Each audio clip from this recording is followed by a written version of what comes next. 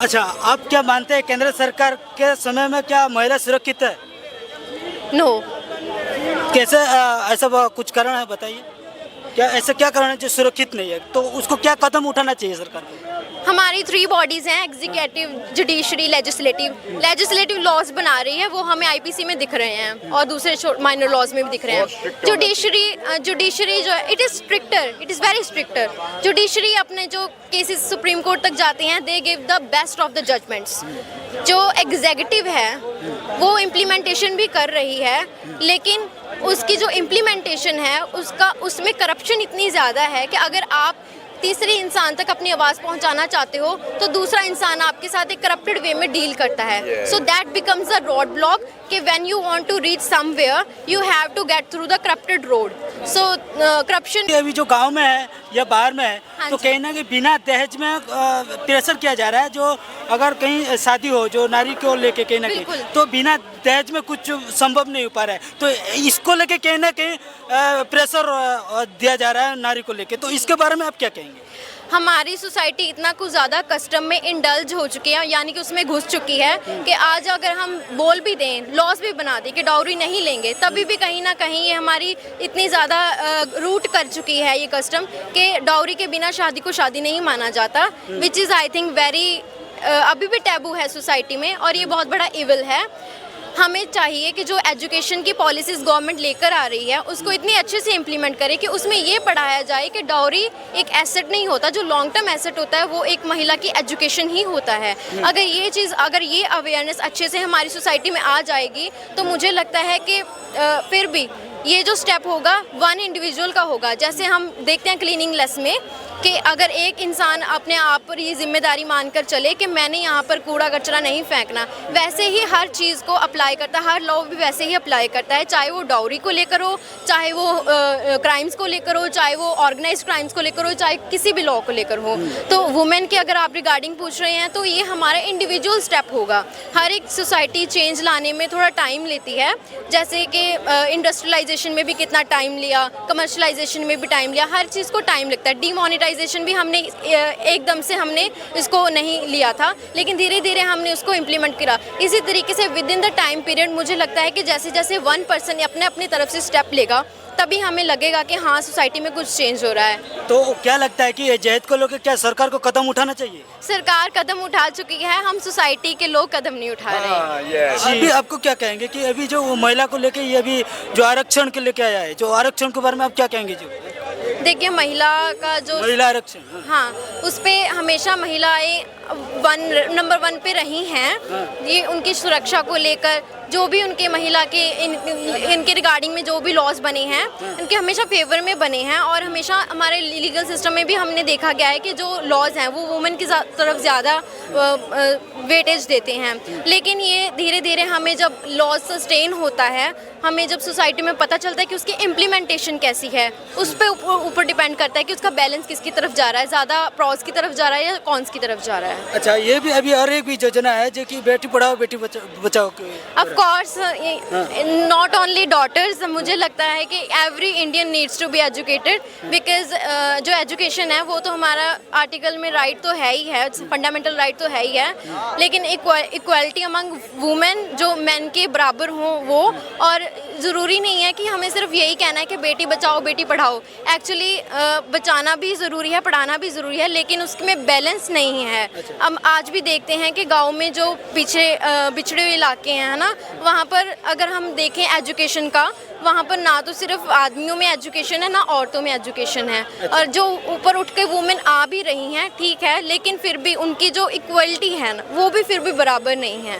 तो इसकी इम्प्लीमेंटेशन थोड़ी सी ज़्यादा और बेहतर चाहिए। अवेयरनेस नहीं है क्योंकि लड़कियों को सिर्फ एजुकेशन का पता है कि वो टाइम स्पेन हमने कैसे एजुकेट करना है, लेकिन उसके बाद वाली जो लाइफ है जो एजुकेशन के बाद में मिलती है उसका ज़्यादा चर्चा होनी चाहिए, क्योंकि वो लाइफ एक्चुअल में उनकी रियलिटी होती है। अच्छा, ये भी बताइए कि सुकन्या योजना जो लेके आया है जो केंद्र सरकार ने, हाँ जी। तो कहना कि ये डबल फायदा माना जा रहा है, तो ये सच है? ये जो योजनाएं आ रही हैं ये एक्चुअल में ना जब हमारे ऊपर इम्प्लीमेंट होके जब सस्टेन करेंगी हमारी सोसाइटी में, इसका एक्चुअल में हमें तभी पता चल सकता है। फ़िलहाल के लिए हम क्या कर सकते हैं, we can just trust on our government. हम ये एक विश्वास दिला सकते हैं कि जो भी हो रहा है, जो भी किया जा रहा है हमारी हमारी सोसाइटी के लिए, हमारे जो गवर्नमेंट पीपल ऑफ इंडिया के लिए, है ना, तो हमें एक बार में ये फिलहाल ट्रस्ट देना है कि it is for the betterment of the society. बाकी विद इन टाइम स्पैन वो अच्छा है बुरा है, इट ऑलवेज कम्स आउट। अच्छा, कि अभी जो आत्मनिर्भर महिला आत्मनिर्भर को लेकर बात किया जा रहा है, तो आपको क्या कैसा देखते हैं इस चीज़ों को, जो महिला को लेकर कहीं ना कहीं अभी भी बहुत इंडिया में कहीं ना कहीं बहुत इस चीज़ों को लेकर बहुत चल रहा है, तो आप कैसे देखते हैं?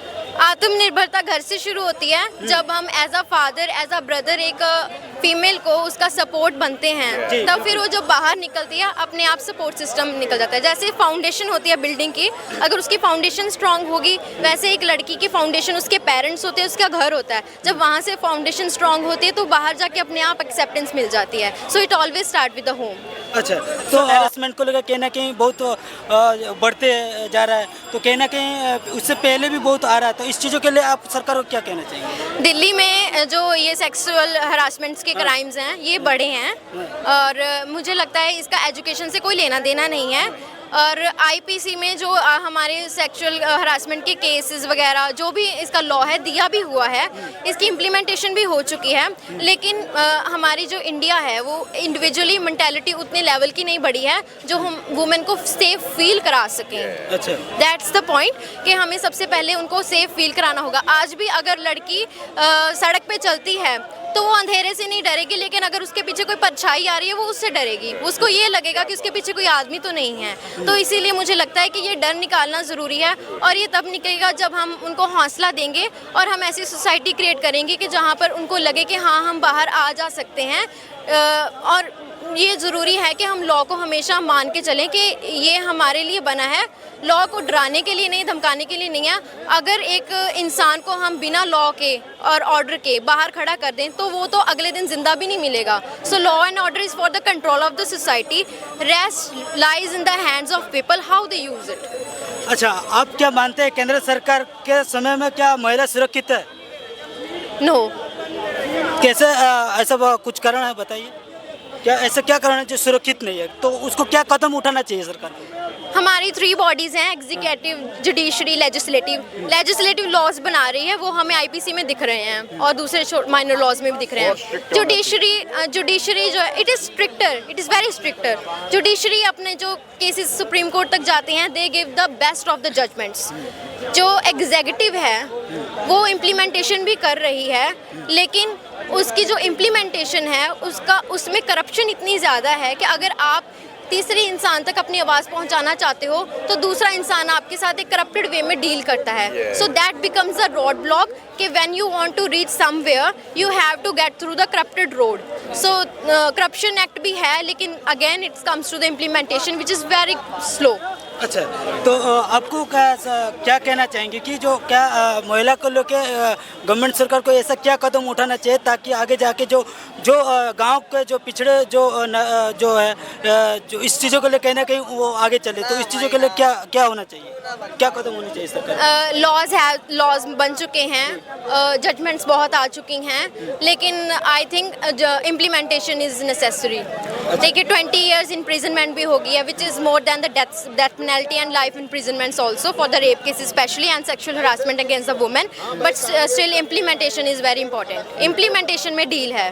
अभी भी कोई आपसे अगर किसी मैं ट्रैवल करके आई हूँ ट्रेन में, अगर कोई दूसरे कोच में चढ़ जाता है उसको फाइन नहीं भरना पड़ता, उसको नई टिकट मिल जाती है। अगर कोई स्पिट कर रहा है जहाँ पर लिखा है स्पिटिंग इज़ प्रोहिबिटेड, तो उसको कोई है नहीं उसको देखने के लिए, उसको बोलने के लिए। सो इम्प्लीमेंटेशन इज़ द प्रॉब्लम। क्या कदम रखना चाहिए इस चीज़ों के लिए? कहीं ना कहीं अभी भी महिला सशक्त नहीं है वो माना जा रहा है, तो इसके बारे में केंद्र सरकार को क्या कदम उठाना चाहिए? सरकार को चाहिए जो भी लॉज बन चुके हैं उनकी इम्प्लीमेंटेशन अच्छे से कराएं, क्योंकि हमें लॉज की कमी नहीं है, कमी उनके इम्प्लीमेंटेशन में ही है। देख सकते हैं जो इम्प्रूवमेंट ला सकते हैं वो ये है कि awareness among women and main. और ये चाहिए कि सोसाइटी में हमेशा ऐसा रूल्स बनाकर रखें कि हम हिचकिचाएं ना बाहर आने जाने के लिए। हाँ, और कभी भी देखिए बाहर की कंट्रीज़ में जब देखते हैं तो वहाँ पे इम्प्लीमेंटेशन ही है। ऐसा नहीं है कि हमारे लॉज नहीं है, वहाँ लॉज नहीं है, लॉज दोनों जगह हैं, हैं, but the problem is implementation. जिस दिन हम बाहर जाने से पहले ये सोच कर चले भी साथ कौन हो, ये ना सोचना पड़े, उस दिन हम समझेंगे कि हम सुरक्षित हैं। अच्छा, तो आपको जो महिला आरक्षण को लेकर कहीं ना कहीं अभी संसद में जो किया है, क्या ये आगे जाके क्या ये सुविधा होगा महिला के लिए? हाँ हाँ, महिला के लिए जो भी बिल पासेस हो रहे हैं या फिर जो भी एक्ट्स बन रहे हैं या जो भी उनके लिए आ रहे हैं, जो भी प्रोग्राम्स आ रहे हैं for the betterment of women, that is definitely going to help them and for the long run definitely it's going to empower women. Okay, thank you. Thank you. अच्छा, तो ये क्या राहुल गांधी को मानेंगे कि अगले 2024 में प्राइम मिनिस्टर बनना? राहुल गांधी का तो पता नहीं, अगर कोई नया चेहरा आ जाए प्रियंका गांधी तो शायद हो सकता है। अच्छा, प्रियंका गांधी को आप पसंद है, तो प्रियंका गांधी को होना चाहिए 2024 में? हो सकती है प्रियंका गांधी का चेहरा अगर सामने आएगा तो। अच्छा, तो ये अभी जो प्रधानमंत्री है उनको बारे में क्या कैसे देखते हैं? मोदी जी तो है ही ग्रेट, सारी दुनिया मोदी जी जय जय मोदी करती है। एक बात बताइए, जो दहेज को लेके आजकल जो बेटी को लेके बिना दहेज से कोई कुछ होता नहीं है, तो कहीं ना कहीं अभी गरीबों को देखो और अमीरों को देखो, तो कहीं ना कहीं गरीब को जो दहेज को लेके प्रेशर किया जाता है, तो प्रेशर की वजह से कहीं ना कहीं इसका कदम उठाना चाहिए सरकार। डेफिनेटली उठाना चाहिए, पर इतनी पॉपुलेशन है हमारी, कहाँ कहाँ तक देखेंगे लोग, सरकार भी कहाँ देखेगी। बट ये तो टॉर्चर जिंदगी भर औरत सहती आई है और आज भी शायद सह ही रही है। अगर आप सिर्फ गांव को छोड़ दें, शहरों में शायद थोड़ा बहुत फ़र्क आएगा, पर गांव देहात यहाँ पे तो अभी भी यही है कि लड़कियों को टॉर्चर तो किया ही जाता है। अच्छा, तो ये शहर में कैसे देखते हैं जो लड़कियाँ कैसे? शहर में कंपैरेटिवली मुझे तो लगता है 50% इंडिपेंडेंस आ चुकी है लेडीज़ को लेके, अवेयरनेस भी है, अपने राइट्स के लिए भी बोलती हैं। बट अब डिपेंड करता है कि हमारे लॉज कितने वुमेन को ज़्यादा एम्पावरमेंट देते हैं या उनकी सुनवाई कितनी ज़्यादा सुनी जाती है, क्योंकि उसके लिए वुमेन सेल ज़्यादा ज़रूरी है अगर वो अपनी आवाज़ उठाएं तो। शहर में जो दहेज के लोग इसके बारे में क्या कहेंगे? पहले के कंपैरेटिवली तो अभी केसेस कम सुनाई देते हैं, ऐसा नहीं है, बट हम कह रहे हैं कि ख़त्म हो गए तो वो तो शायद हिंदुस्तान की पॉपुलेशन को देखते हुए ख़त्म तो कभी होंगे नहीं। ये तो ऑनगोइंग चीज़ है, इस पे थोड़े से सख्त कानून हो जाए, जैसे रेप के केसेस पे थोड़ा टाइट कानून है हमारा, वैसे दहेज को लेके भी हो जाए कि बेटी तो अपनी है, चाहे किसी की भी हो, वो एक ही बराबर होती है, तो उस पर भी थोड़े से ज़्यादा टाइट कानून होंगे तो शायद अच्छा रहेगा। जी मैम, आपने एक बात सवाल उठाया थी, जो सेक्सुअल हैरेसमेंट होता है जो महिला को लेके, तो क्या हमारे इंडिया में ये पहले से ज़्यादा बढ़ रहा है या कम रहा है? कोई कम नहीं हुआ है, हर जगह ही है। आज भी sexual harassment, rape cases, bullying करना, ये सब है ही है, चाहे वो कॉलेज हो, स्कूल हो, ऑफिस हो, कहीं भी हो, तो कम तो कहीं भी नहीं हुआ। तो क्या ये इस चीज़ों के लिए कहीं ना कहीं ये भी माना जा रहा है कि इस चीज़ों से कहीं ना कहीं महिला भी सुरक्षित नहीं है माना जा रहा है, तो आप कैसे देखते हैं इसको? सुरक्षित की हाँ, रात को तो डेफिनेटली सेफ है ही नहीं, दिल्ली तो बिल्कुल ही नहीं। दिन में तो शायद फिर थोड़ा सा इंडिपेंडेंट वुमेन्स है जो वर्किंग लड़कियां हैं या भेज देते हैं, पर रात को आज भी मैं अपनी बच्ची को भेज रही हूँ तो मुझे 6-7 बजे अंधेरा होते टेंशन शुरू हो जाती है। जी। तो वो नॉर्मल फिनोमिना है, अभी भी वो सिक्योरिटी नहीं है। जैसे बॉम्बे जैसे शहर में अगर हम जाएं तो वहाँ फिर भी थोड़ा सा साइकोलॉजिकली सेफ फील करते हैं हम लोग, बट यहाँ दिल्ली या यूपी, नोएडा कहीं भी जाएँ तो हमें अभी भी टेंशन रहती है। अच्छा, तो ये जो केंद्र सरकार ने जो कदम उठाया है जो महिला के लिए, ये जो बेटी बचाओ बेटी पढ़ाओ, महिला सशक्त करो और महिला को सुरक्षा के लिए जो ये है, तो इस चीज़ों को आप कैसे देखते हैं? अच्छा कदम है, अब आके देखते हैं कि उस पर कितना फॉलोअप होगा या कितना सक्सेसफुल रहेगा, बिकॉज ये तो कदम उठाया है, बट उस पर कितना इम्प्लीमेंट होता है वो देखने की बात है ना। अच्छा, आप इसको कैसे देखते हैं कि जो बिना दहेज में, अभी सरकार भी ये भी कह रहा है कि जो बिना दहेज का जो दहेज है, क्या बिना दहेज का शादी नहीं हो सकता क्या? बिना दहेज के ही होनी चाहिए मेरे हिसाब से तो। वो तो अपने माँ बाप पे डिपेंड करता है, वो अपनी बेटी को क्या देना चाहते हैं या कुछ। ऐसे भी कुछ चीज़ है जो गरीब लोग हैं जो दहेज दे नहीं पाते, तो कहीं ना कहीं प्रेशर आ जाते हैं इस चीज़ों के लिए, तो आप कैसे देखते हैं इसको? बिना दहेज के हिंदुस्तान में बोलना कि शादी हो जाएगी तो पता नहीं, कुछ कह नहीं सकते, बट हमारे हिसाब से तो होनी भी नहीं चाहिए। आजकल अपने माँ बाप हर माँ बाप अपनी हैसियत के हिसाब से अच्छा करता है, पर जो मांग के दहेज लेते हैं ना, उनको तो पहले जेल में डाल देना चाहिए। अभी मोदी सरकार का जो 9-10 साल का कार्यकाल को कैसे देखते हैं? बहुत अच्छा है मोदी जी का, हर काम बहुत अच्छा है, सिस्टमेटिक है और बहुत शानदार है, बहुत अच्छा काम कर रहे हैं मोदी जी। अच्छा, मोदी जी ऐसा क्या काम कर रहे हैं जो आप पसंद कर रहे हैं मोदी को? मोदी सब काम कर रहे हैं, सारी सुविधा दे रहे हैं। अच्छा, अभी आप क्या कहेंगे कि मोदी को जो बेटी पढ़ाओ बेटी पढ़ाओ कर रहे हैं, नारा लाए, तो ये क्या बेटी सुरक्षित है? बेटी सुरक्षित नहीं अपनी गलतियों से। हाँ, कैसे? क्यों बेटियां कपड़े कैसे पहनती है? गलती किसकी है? बेटियों की है। अच्छा हाँ। अच्छा, ये जो कपड़े की वजह से कहीं ना कहीं ये चल रहा है। बेटियों की ही गलती रहती है। मोदी ने नहीं कहा कि आप ऐसे कपड़े पहनो, मोदी कहता है सिस्टमेटिक रहो, अच्छे से रहो। अच्छा हाँ, और संस्कार में रहो, लेकिन बेटियां इन संस्कार में नहीं रहेगी तो मोदी क्या करेगा? अच्छा अच्छा, ये आप क्या कहेंगे कि अभी क्या जो हमारा देश में जितना भी बेटी है या नारी है, क्या ये अभी सुरक्षित है? नहीं, सुरक्षित तो नहीं है, लेकिन किसकी गलती है उसमें? नहीं, बहुत से सुरक्षित भी रहती है और बहुत सी सुरक्षित भी है। अच्छा, कैसे सुरक्षित है? वो तो अपनी खुद रक्षा करती है ना। रक्षा करती है ना। हाँ, तो अच्छा, जो मोदी ने अभी भी ये भी बयान दिया कि जो बेटी को लेकर कहना कि दहेज को लेकर कहना कि अभी उठाया है, जो सवाल आ रहा है, तो दहेज को लेकर कहना कि प्रेशर दिया जा रहा है, बिना दहेज से कुछ होता ही नहीं है। वो तो माँ तो बाप इस चीजों के लिए क्या कहेंगे? नहीं, वो तो माँ बाप अपनी मर्जी से अपनी बेटियों को देते हैं। लड़के वाले नहीं बोलते कि आप मतलब हमें दहेज दो। अच्छा, लेकिन जिन लड़के मान लो उनका माँ बाप की श्रद्धा नहीं हो तो वो बिना उसके दहेज के भी ले जाते हैं लड़के। अच्छा, तो क्या लगता है कि ये दहेज के कारण कहना कि ये भी कुछ परिवार में कुछ प्रेशर भी आ जाता है, कुछ महिला को लेकर प्रेशर आता है, कोई किसी का शादी भी नहीं हो पाता इस कारण की वजह से, तो क्या सरकार इसका ऊपर कदम रखना चाहिए? हाँ, नहीं, कदम तो रखना चाहिए सरकार को कि भाई वो आगे वो सुविधा दे। अच्छा हाँ, तो ऐसा क्या जो आप मोदी को पसंद करते हैं, ऐसा क्या सुविधा जो ना महिला के लिए, तो ऐसा क्या सुविधा बताएंगे थोड़ा?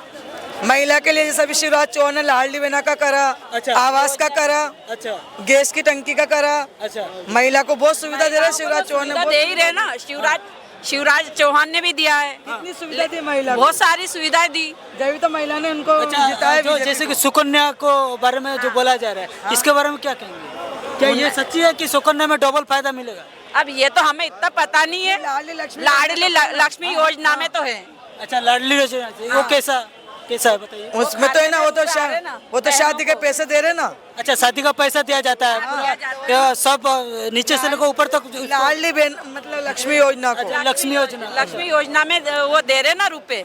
फायदा मिल हाँ, रहा है। फायदा मिल रहा है। तो अच्छा, ये अब लाडली बहनों को मिल रहा है फायदा। अच्छा, तो आप ये जो केंद्र सरकार और 5 साल को कैसे देखेंगे? अगर आना चाहिए या आना चाहिए ना, आना चाहिए, आना आना हाँ, चाहिए। मोदी की सरकार तो आना चाहिए, जब तो मजे मिलेंगे। भी आना कांग्रेस को क्यों नहीं आना चाहिए? वो क्या काम करते हो तो काम में अड़ंगे लगाते करता है हैं। कांग्रेस तो। वो तो अड़ंगे लगाते हैं काम में। अभी तो कह रहे हैं विपक्ष पार्टी कांग्रेस का अभी राहुल गांधी को प्रधानमंत्री बनाएंगे। बीजेपी आनी चाहिए। तो मोदी को